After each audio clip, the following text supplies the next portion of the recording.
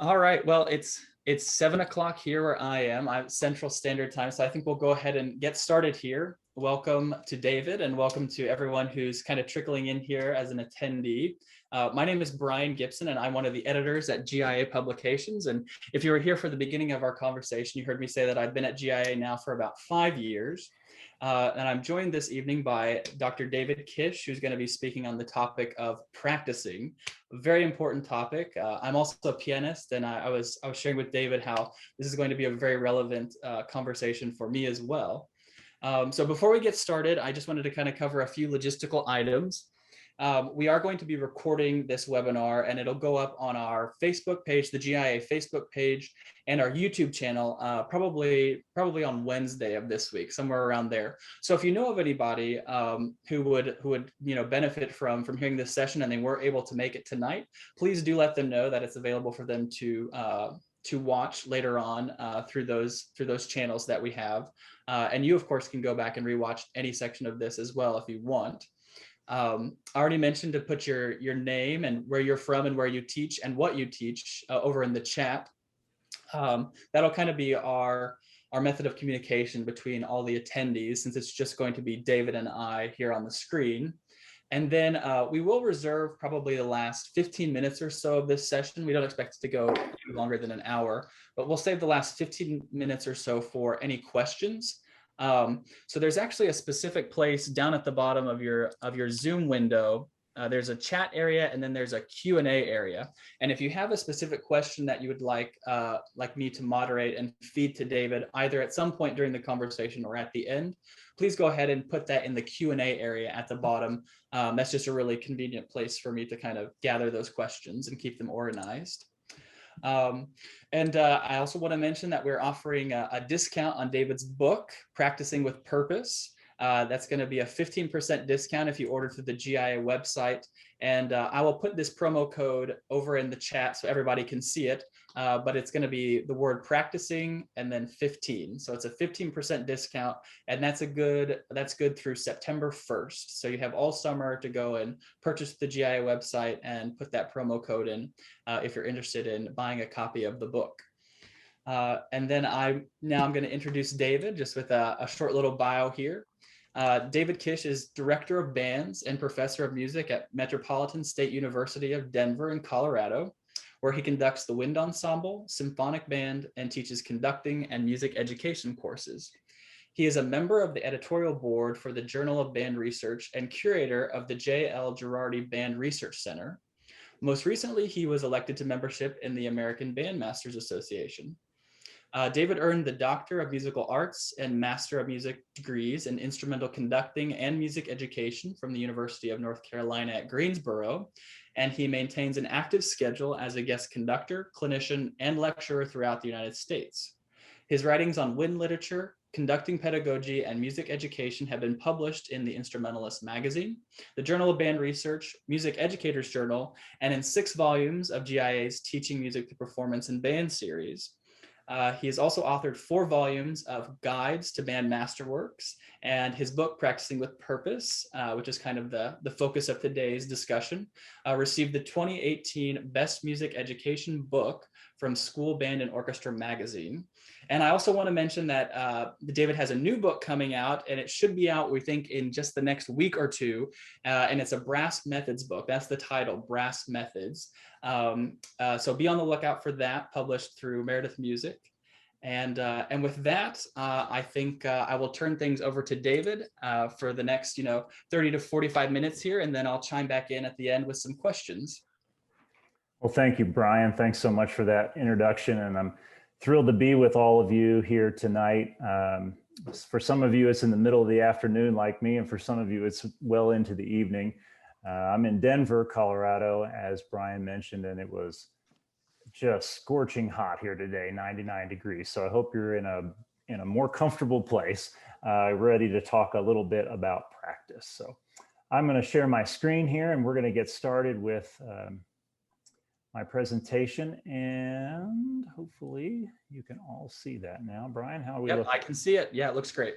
Great. Okay. There's a shot of the book, and I want to tell you just a little bit about myself.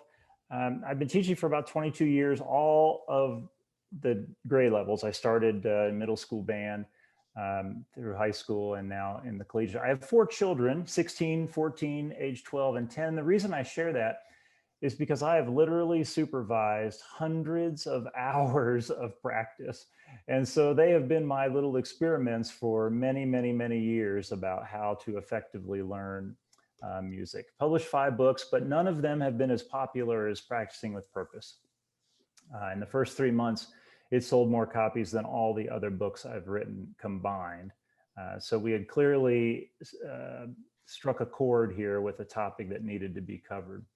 And then I also like to share a little bit about my hobbies, because in photography and triathlon in particular, a little bit in hiking, I learned a lot of these techniques about how to get better at something and become an artist and become an athlete. And then I applied those topics and those ideas to music.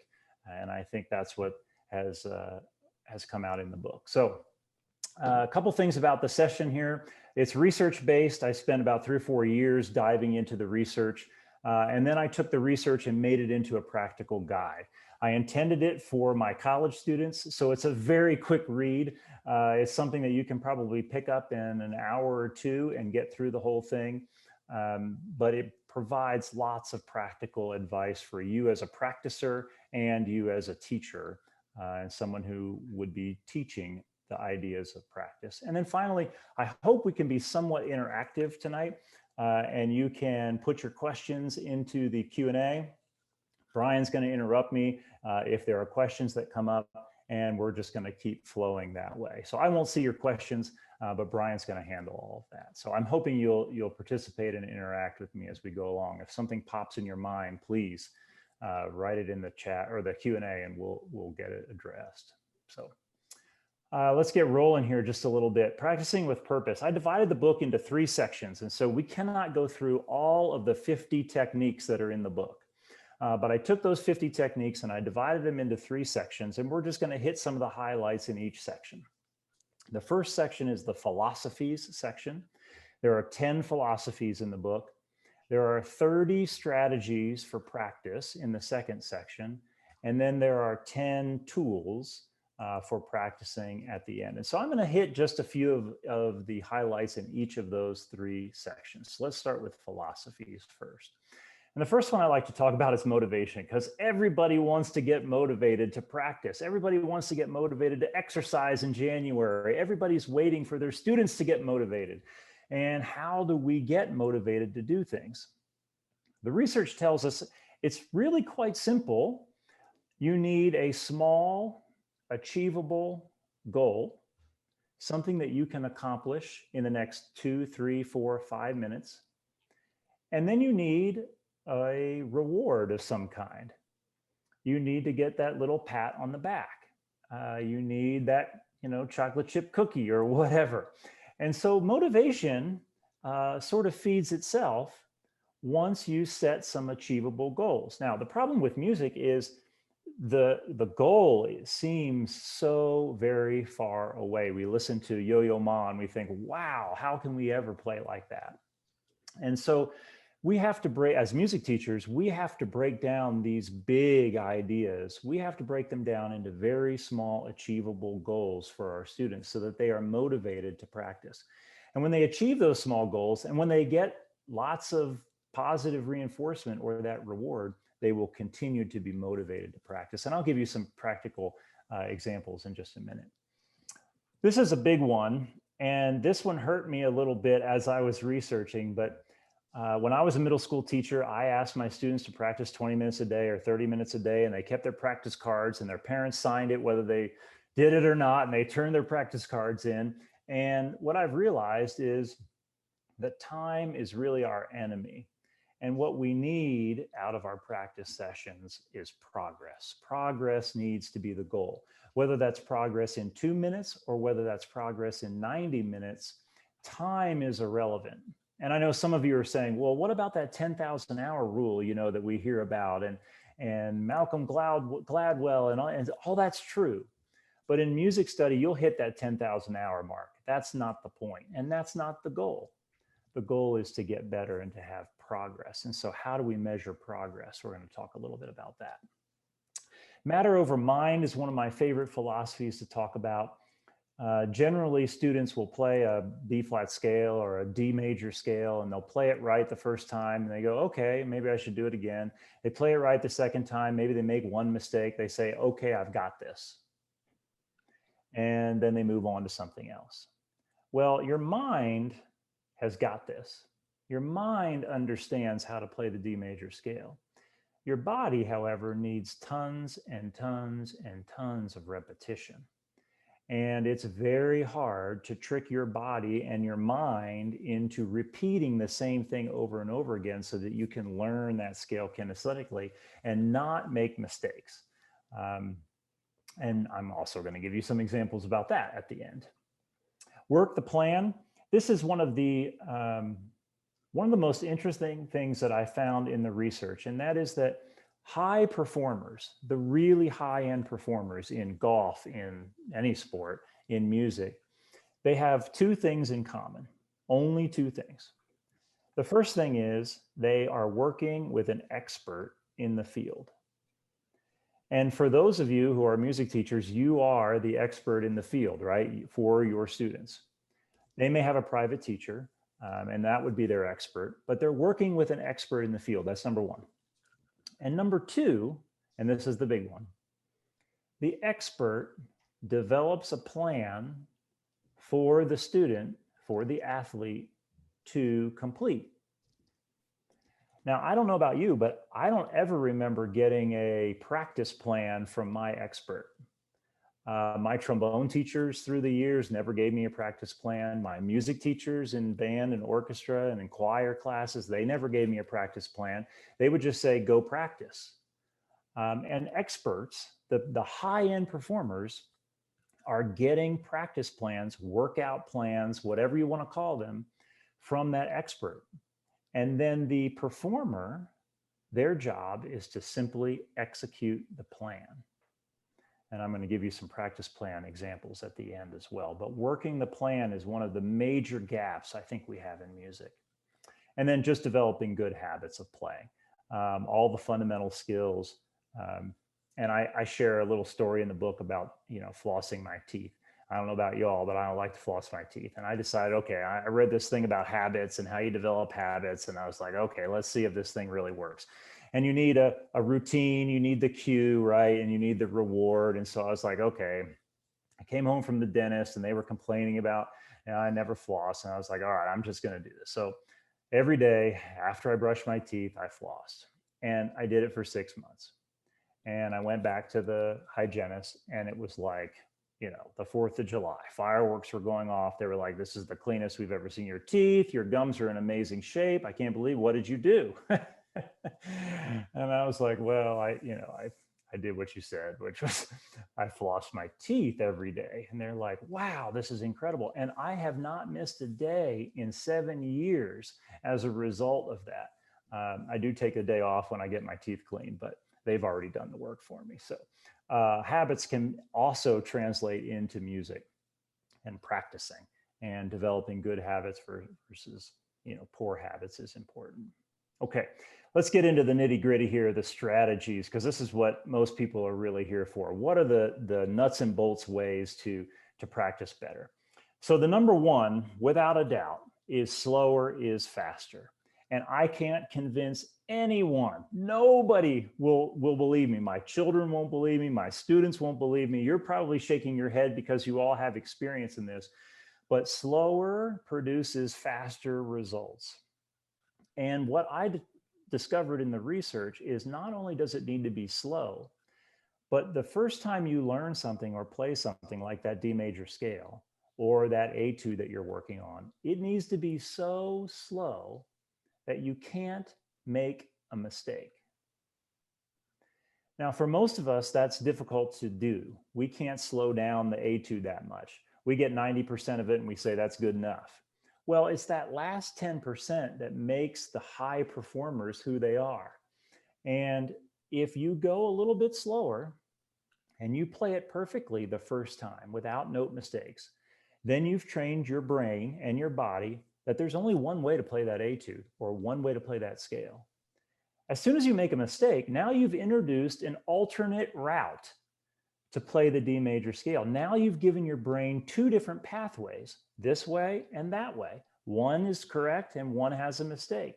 You say, oh, I've got it. I only made one mistake. You do it again, and maybe you make another mistake. Now you have three pathways. Now your brain has to work like 6 times harder to figure out which pathway you're supposed to go. And so the idea here is that you start so slowly, and those first 3, 5, 6, 7 repetitions are perfect repetitions in terms of the note reading, the rhythm. You can't make mistakes, so you never introduce that pathway, that wrong pathway. And then you add speed later. And for those of you who are band teachers, I'll tell you, if you start a march at quarter to 80, it feels like you're just slopping through the mud. But I'll tell you, in about 2 weeks, it'll be the cleanest march you have ever heard in your life. And 2 weeks later, the band will sound amazing. Try it.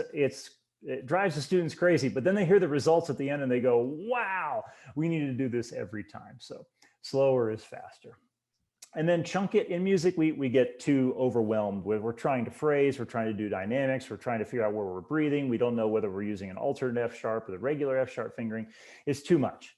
And so you just do small chunks and you work one skill at a time. If you're working on dynamics, that's what you're working on. If you're working on phrasing or articulation, then that's what you're working on. And you chunk that and you repeat that and you do it over and over again until that articulation is as clean as you want it.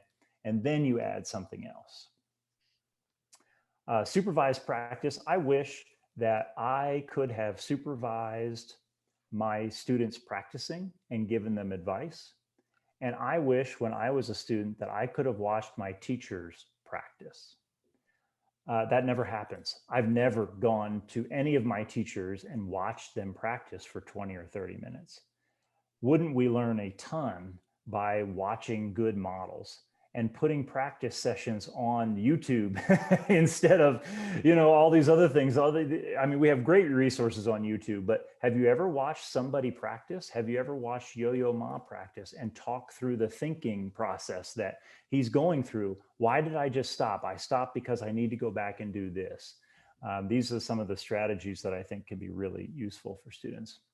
And then let's be honest, mistakes will happen. We know they're going to happen. Robert Duke did a study at the University of Texas, and the difference between high-end pianists, amateur, like college music major pianists, and like community amateurs, the difference between those three groups is that the high-end graduate, artist performers, when a mistake happens, this is the only difference between the groups. When a mistake happens in that group, they stop immediately. And they repeat 5, 6, 7 times that small section so the mistake never happens again. They do not allow themselves to continue once they have made a mistake of some kind. And I find that just fascinating because it goes back to that slower is faster idea. And they will extinguish that mistake as soon as it happens so that it doesn't get programmed into their kinesthetic memory. Okay, a couple of my favorite strategies here. This is one of the great one for middle school students and high school students. I call it puzzle pieces. And this is a very standard Rochu, Bordoni trombone etude. I'm a trombonist. And what I encourage everyone to do is to take the etude and make an illegal copy. Don't worry, we're going to totally destroy the thing. And it's for educational purposes. So you make one copy of the etude, and then you literally cut it to pieces. And you have your students practice this phrase, and then practice this phrase, and then practice this phrase, and this and it doesn't need to make sense. It doesn't need to go together. It's just a fun way for kids to practice it, even adults to practice, quite honestly. And so you say, well, what's a small achievable goal? Well, all I want you to do is practice these little 4 phrases tonight and come back and know how to play those 4 phrases. And then maybe tomorrow we'll see if we can put 2 of the phrases together.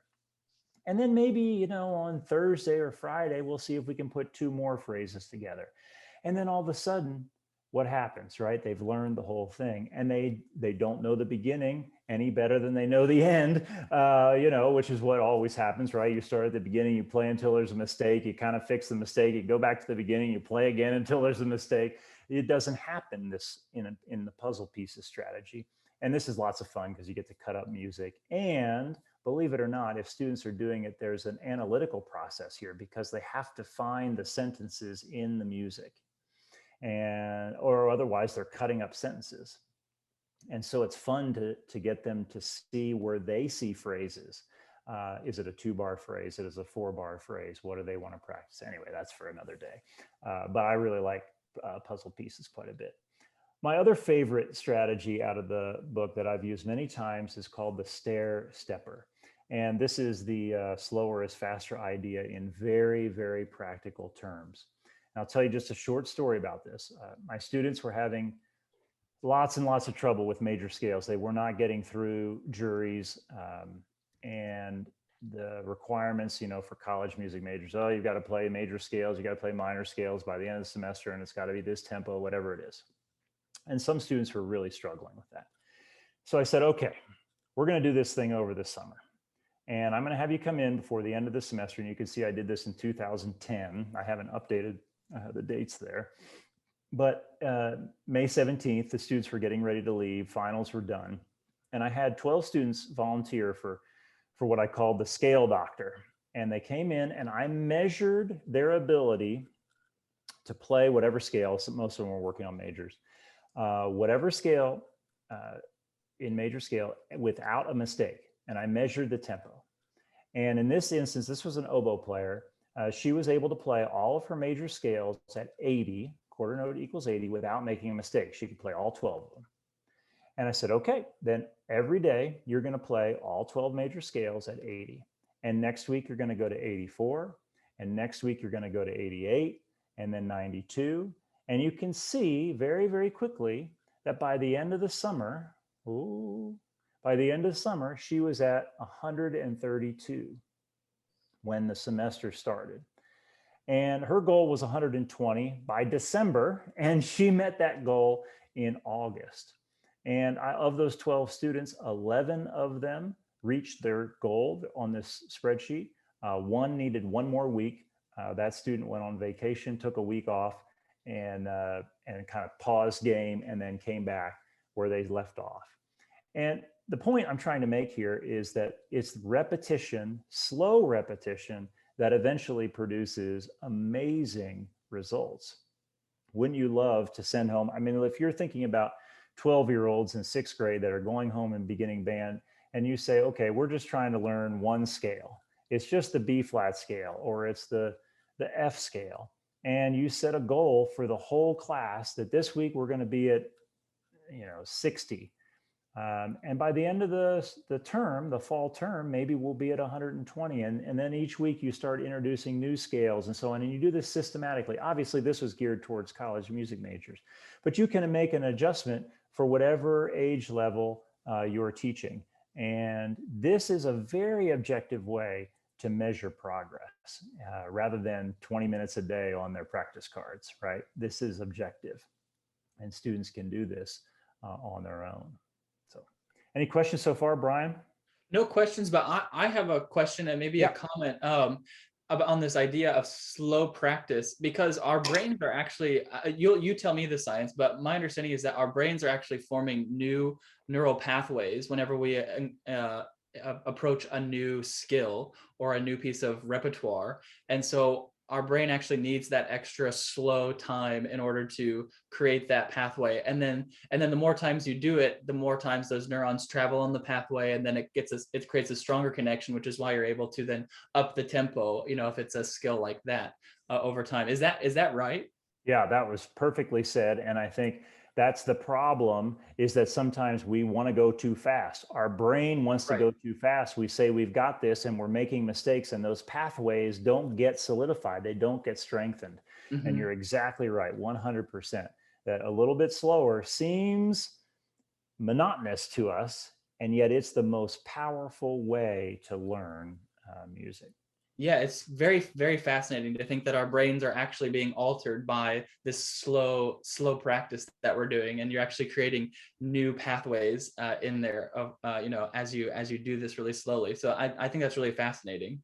Yep. And there's only one way, there's different ways to play a phrase, but there's only one way to play the D major scale, and it's either right or it's wrong. And so if you have multiple pathways, and that's what happens to my students when they were struggling with scales, they had this deadline of 120 beats per minute. And so they would start practicing at like 100 in October, right? And they would get it pretty close and they'd make a few mistakes and they just kind of linger along. And then all of a sudden it was an emergency at the end of the semester and they had developed all of these bad habits and Mhm. and poor pathways really. And it's so easy to fix and it's so hard to do.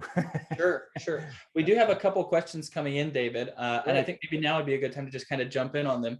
One was someone asking to give some examples of how to apply these strategies in a large ensemble when rehearsing, because I think a lot of these could be applied to individual practice sessions, but how does this apply to a large ensemble?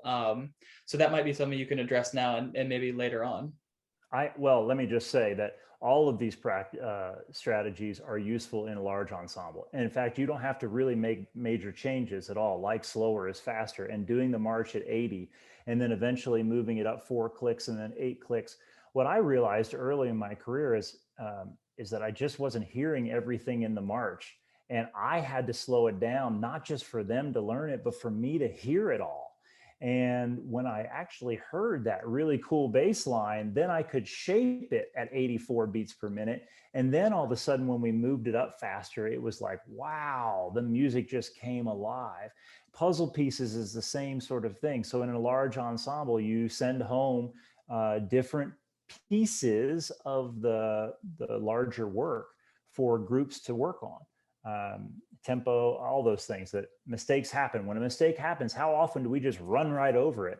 But learning the piece slower and fixing those mistakes right away, whether it's verbally or non-verbally, you don't want to start and stop and start and stop and start and stop, but you can give them a good look, when they've made a mistake, so that the student can fix it. So I have found all of these strategies useful in large ensembles.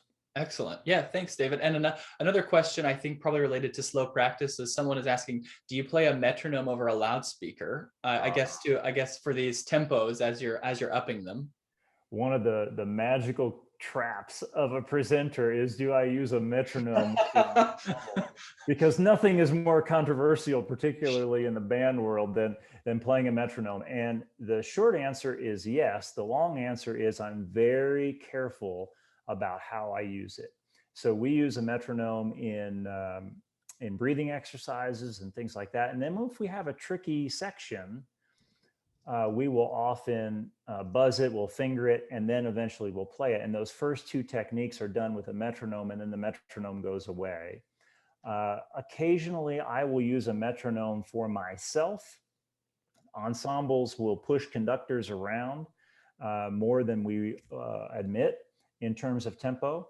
And so sometimes I'll have a metronome clicking just so I can hear it, so I can be true to myself and make sure the ensemble is being consistent. And then I use a metronome in terms of speeding things up low. So I'm going back to that March example. I won't jump from 80 to 88 and then back to 86 and then to 94. And I don't like to do that. I like to be very progressive about it. And so I'll put in the score. This week we're at 80, next week we're at 84, next week we're at 88. And so I use a metronome in rehearsal to check myself and make sure that's where we are. So the traditional deek, deek, deek, deek, really loud speakers all around the band room, and it's just really, really loud. I do not do that for a number of reasons. But I do use it when we're fingering, when we're buzzing, when we're sizzling, when we're doing breathing techniques, when we're slowing things down. I use it in rehearsal a lot. Okay. All right. Thanks, David. And here's one more question. It's a question for me, but it might be one that people are thinking is, what might supervised practice look like for a band teacher or a choir teacher? You mentioned that, and I was thinking there's this really excellent pianist, and she put a video on YouTube of like 5 hours of her learning this concerto that she had to prepare. And she started by just listening to it and looking at the score, and then 5 hours later she's playing it, pretty much perfectly, and you can watch the whole process. So I guess in a classroom setting, what is supervised practice? What could that look like? If it were me, I would sit down with my etude and I would say, okay, everybody, I'm going to practice for 10 minutes. And I would get out my trombone and I would play the beginning of that Rochou etude, or I'd break it up and I would demonstrate one of the strategies out of the book. Okay. And then next week, I would demonstrate another strategy out of the book. And then the next week, and so on and so on.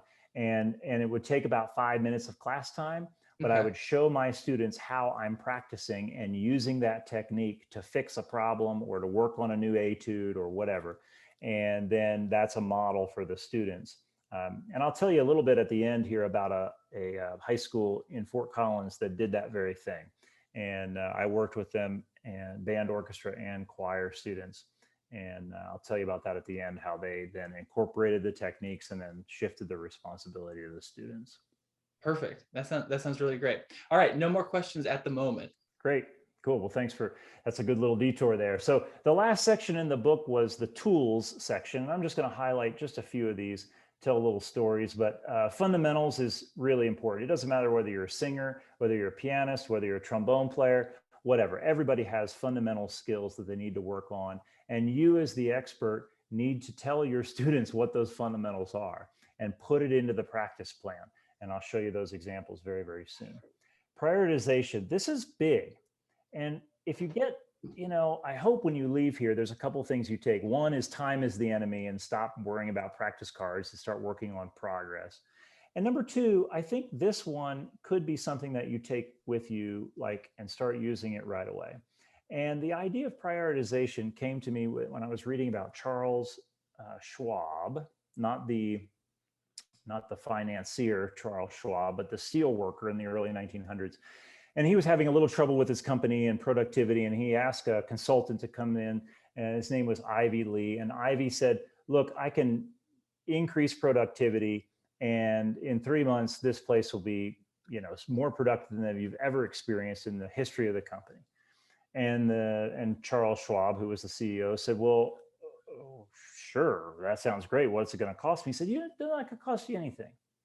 I'll come back in 3 months and you just pay me whatever you think it was worth.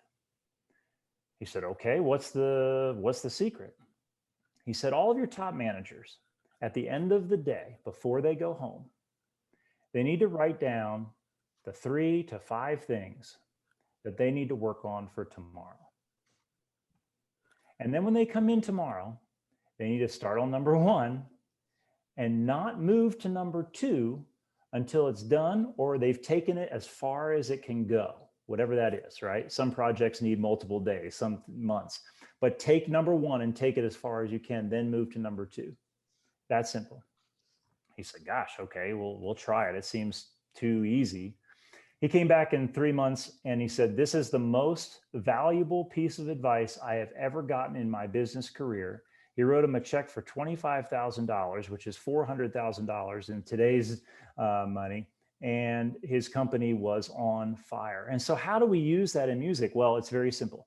At the end of your practice session, what do most of us do? At the end of rehearsal, what happens? It's chaos, right? Everybody slams their instruments in their cases, they run out the door, and the bell's ringing, and it's just kind of chaos.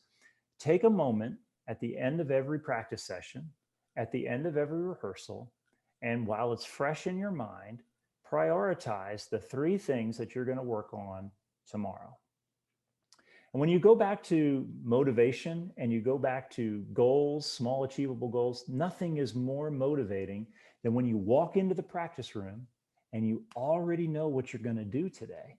You don't sit down, open up the case and just, what should I work on? You've got your list. You've got the 3 to 5 things that you know you need to work on because you wrote it down yesterday.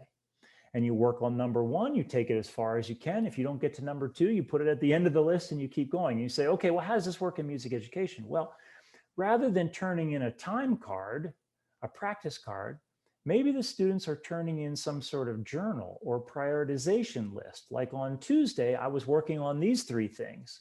And so at the end of the week, they turn in the priorities that and it doesn't matter what it is, right? Maybe it's measure 12 of Pirates of the Caribbean. Maybe it's the D major scale, maybe it's whatever, but they've come up with the prioritization and it's motivating for them to practice. So I would encourage students and all of you and teachers too to keep some sort of journal. Some people don't like journaling at all. I'm not talking about a diary. I'm talking about something that is a prioritization list and jotting down a few things for the next rehearsal or the next practice session. It's incredibly motivating, and it's a great way to objectively give grades in the class and points in your class. And then sample practice plans. This is big. So let's look at a few examples here. This is a sample practice plan. No, things do not go in a steady line. We've learned that over in our lifetimes, right? We like to think they do, but they don't. I learned this technique in triathlon. I was getting ready to do an Ironman. An Ironman is 2.4 miles swimming, and then 112 miles biking, and then you run a marathon, 26.2 miles. It took me 12 hours and 43 minutes. And a straight exercise. I ate 2-foot-long turkeys on the bike alone from Subway. I had them tucked in my jersey, and I just kept eating constantly. I burned like 10,000 calories that day. But I didn't know how to train for something like that. It's just a monumental sort of achievement. And how do you even begin? Well, I know I have to run and I have to swim and I have to bike a little bit. So what did I do? I contacted an expert in the field. And that expert, my coach, developed a plan. My only job was to execute the plan. So this is an example of my plan, swimming, biking, running across the 3 columns. And then you can see the exercises I needed to do on Monday, what I needed to do on Tuesday, Wednesday. I mean, the details of this aren't important, right? It's the idea that my coach was developing a plan for me. I always got a day off. I selected that as Friday. You get 1 day off a week in triathlon training. And I would be very curious if anybody has ever done any studies on that in music, but let's not get into that. And then you can see on Saturdays, I was going to swim and run. And then Sunday, I was just going to swim and bike. And then Sunday, I was going to run. And every week was different. And we would build for 3 weeks. The 4th week was a little bit of a recovery week. We would exercise, but it wouldn't be so intense. And we do 4 more weeks, the same cycle over. I thought, my gosh, why don't we do this in music? What could it look like in music? And so here's a practice plan for a collegiate music major. Fundamentals up there at the top, check posture, breathing exercises, long tones. I don't specify fundamentals for a cellist. I don't know what they are. I don't specify, right? Like you are the expert on that. You need to specify that for your student, but there's scales. This is the practice plan. You can see on day 1, they're going to do 2 times whatever new scale that is at 88, then 3 times with increasing speed, 88, 90, 92. Then they're going to slur up, tongue down. Every day it's different, but they're practicing the same scale at a comfortable tempo. And then they're going to do their technical etude. You'll see only notes and only rhythms and chunk it. Those are techniques out of the book that I put in your puzzle pieces that's there on day 4. Take your etude, cut it up, practice some pieces. It's a great way to practice and change the routine. Some ensemble, are you prepared for today? Solo pieces, alternative practice. I'll tell you a little story just as a side without going too much over time here. We have 4 kids, and the 2 oldest who are in middle school when their band director on January 1st fell off a ladder and broke his hip. And he was out of school for 3 months as his hip healed. And my kids were doing great. They loved band, they were practicing, and all of a sudden, boom, it just stopped. And 3, they had substitute teachers. They couldn't find a long-term sub. 3, 4 weeks into it, my wife finally said, "Hey, why don't you do something about this?" And I was like, "Oh, okay." So I made some practice plans for the kids. And the deal was, if you did my practice plan, then you could do some alternative practice. And I bought them, movie tunes, solo, like whatever the latest hit was in Disney.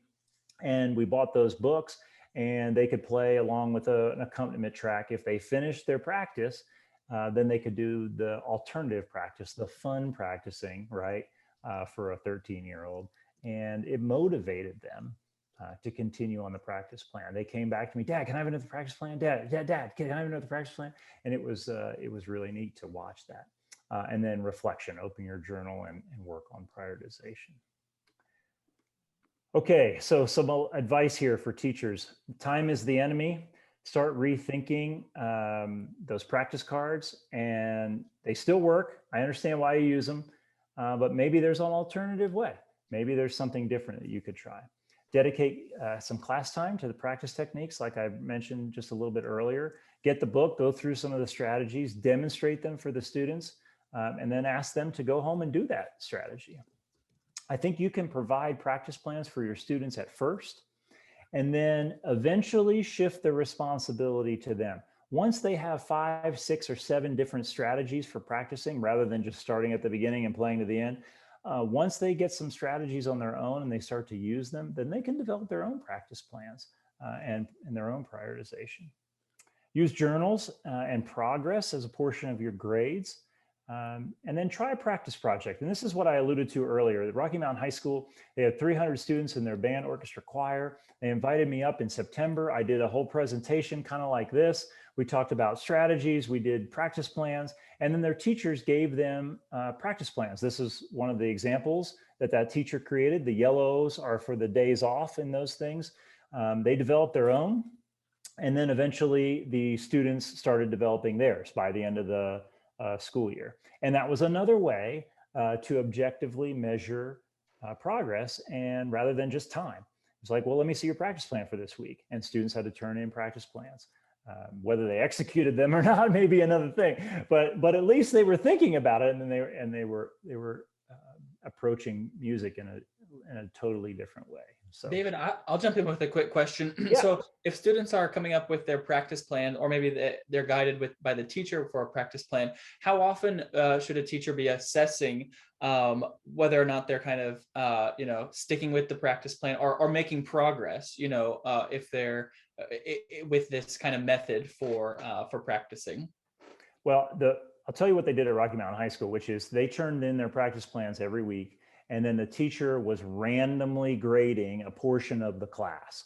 Okay. And so the students never knew when their practice plan was going to be graded, which allowed the teacher to have a reduced load, but keep the students on task. And they usually did about 25% of the class. Okay. So they were getting to everybody once a month. Is that enough? Probably not, but it's way, way, way better than what was happening before, which was nothing. So at least there's, that's helpful. Okay. Yeah, that's great, because I know a lot of music teachers are already very strapped for the time that they have in the classroom with students. And so strategies that are effective, but also, save on time are the ones that are really the ones that kind of stick. Of course. And how in the world could I make a practice plan for every single student? You can't.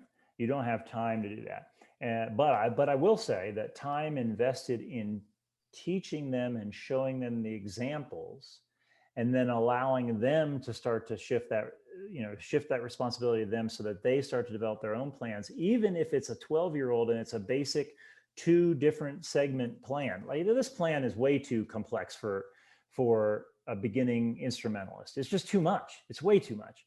Mm-hmm. This was a high school example, and it was a very competitive high school, very intense, I should say, music program.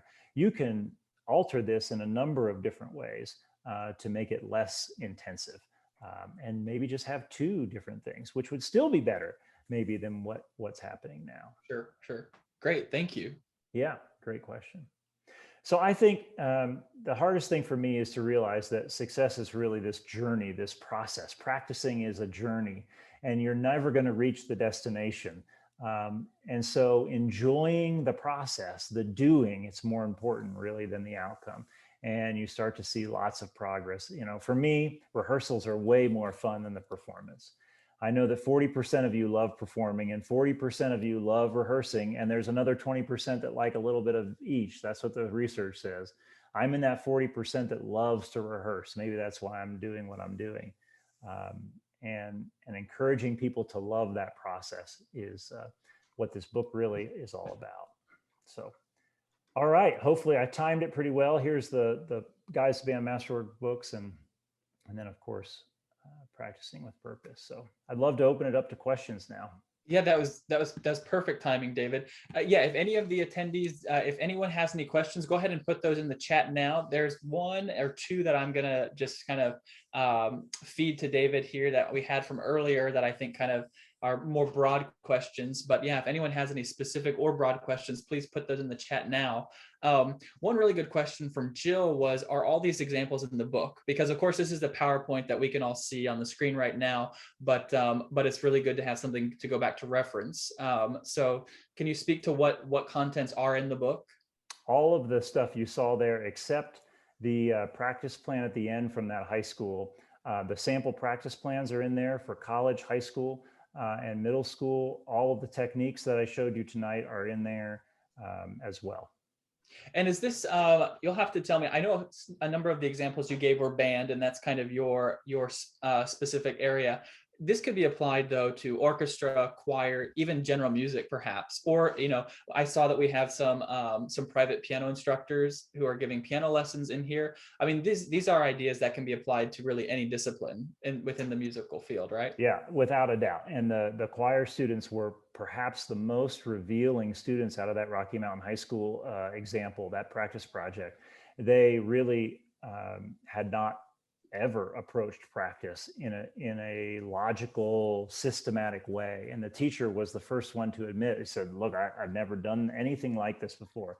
And they probably had the most profound impact in terms of growth and using the techniques and really focusing on, they focused a lot on sight reading and solfeggio skills in their practice sessions and made tremendous progress in a very short period of time. So, and I've given this lecture presentation to piano teachers, piano groups, and I think they actually like it the most because getting young students to practice is one of the great challenges of every teacher, but particularly piano teachers at the younger level. Yeah, absolutely. I can speak to that. I did some. I've taught a few piano lessons over the years, and it's definitely something to think about. We have a few questions coming in here, so let me kind of go through these, David, so we can kind of get to as many as possible. One question is about your upcoming brass book. The question is, how encompassing is it? So I guess how comprehensive of a method is it? Well, I think it's comprehensive. I think what it really does is there's a couple of things. It gives the beginning. It's geared toward collegiate students and methods classes. Okay. And it has musical examples in it that are harmonized. And generally in those classes, you're playing all in unison, and it's a little bit, boring to play the can in unison. And so I've harmonized things like Stars and Stripes Forever in there, and there's improvisation for one thing, and then it covers the basic ideas that you need to teach brass instruments: trumpet, horn, euphonium, trombone, and tuba. Perfect. Thank you. Here's another question. Are the strategies you offer in the book scaffolded, or are they just various strategies? That's a great question. They are various strategies. They are not put in any order. However, what I did is I gave a quick reference guide. So if you're trying to memorize something, use these strategies. If you're learning something for the first time, use these strategies because it doesn't make any sense to record yourself if you're doing it for the very first time. So I've tried to guide the reader a little bit into what strategies are most appropriate at different stages of the learning process. Perfect. Great. Let me see. We've got another question here. Are there certain strategies in your book that you would pair together? Oh, absolutely. And the chunk it with slower is faster works great. Puzzle pieces with the stair stepper can work really well. And I think that the most important thing is that it gives people variety, and you're going to latch on to some and just love certain techniques that you're going to just start using over and over again. And there's some that you're going to read and go, yeah, I should probably do that. And I don't, but now I will. So like recording yourself or inviting a friend to come listen to you. I call it phone a friend. And then duets with yourself. You can record yourself playing the second line and then play along with the top line. So those are things that you can pair up. And Perfect. Yeah, I appreciate that. And then here's a good question from Barbara. It says, would you include a blank priority spot on each practice plan to allow students to streamline those two strategies in one document? of course, that's a great idea. I love it. Yep. At the end of the practice plan, list the prioritizations for each day. You could put 1, 2, 3, depending on the age group. You might just put 1. This is what you're going to work on tomorrow, and put that into the practice plan. One document. It's beautiful. It can even be on a Google Doc that they submit or something. Perfect. And that was all the questions that were in the chat there. I guess I have one more just for kind of like what we were discussing before we brought everyone in, David, is what can teachers be doing currently, since we're kind of at the end of the school year, and some teachers may be just wrapping up, or they've just wrapped up in the last few weeks here, and a lot of their students are at home right now. Is there anything that you can or any advice you could give for music teachers who have all their students at home for the summer, so that they're kind of equipped and prepared to come back for the fall semester?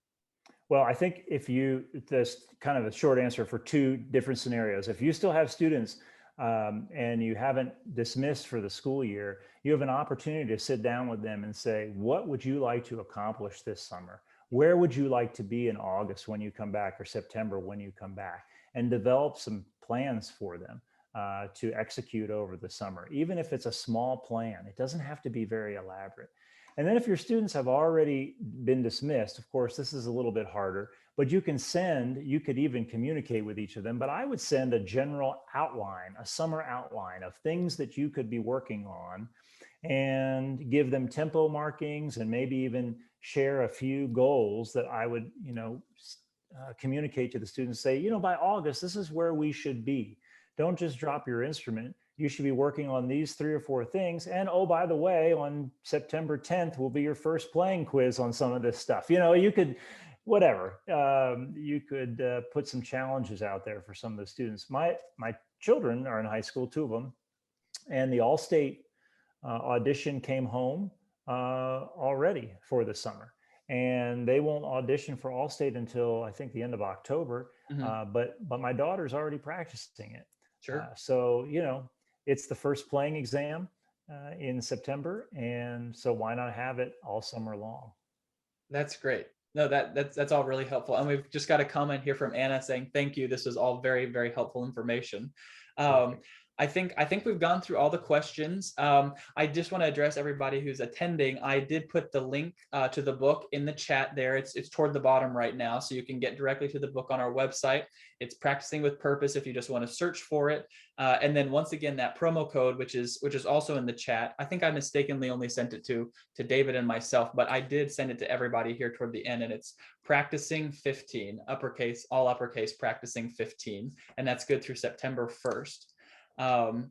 So I think that just about wraps everything up. Thank you so much, David. This was wonderful. I'm sure for everyone attending, it was also very helpful for me, not even only for music, but just kind of for really any sort of goals and success that you want to achieve. I feel like these kind of ideas can be applied to that. So as I said, this was recorded, and it's going to be up on our YouTube and Facebook pages here in the next couple days.